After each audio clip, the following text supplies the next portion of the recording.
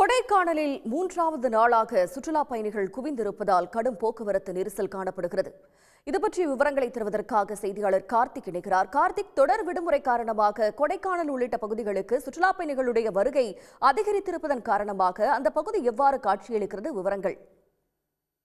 நிச்சயமாக. அதாவது கிறிஸ்துமஸ் மற்றும் இந்த புத்தாண்டு தொடர் விடுமுறை கொண்டாடுவதற்காக கொடைக்கானலுக்கு கடந்த 3 நாட்களாகவே பல்வேறு பகுதிகளிலிருந்து கொடைக்கானலுக்கு சுற்றுலா பயணிகள் வருகை புரிகிறார்கள்.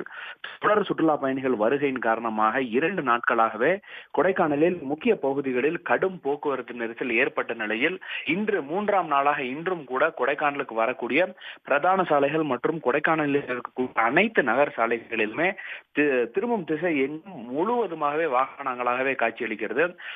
காலையில் சுற்றுலா தலங்களுக்கு செல்லக்கூடிய சுற்றுலா பயணிகள் இரவு 9-10 மணி வரை தங்களுடைய அறைகளை அடைய முடியாத ஒரு நிலையானது ஏற்பட்டு இருக்கிறது. 3ஆம் நாளாக இன்றும் கூட சுற்றுலா பயணிகளின் வரத்து அதிகரிப்பால் இங்க இருக்கக்கூடிய அனைத்து சுற்றுலா தலங்களுமே சுற்றுலா பயணிகள் நிரம்பி வழிகிறார்கள். சாலைகள் அனைத்துமே வாகனங்களால் நிரப்பப்பட்டு இருக்கிறது.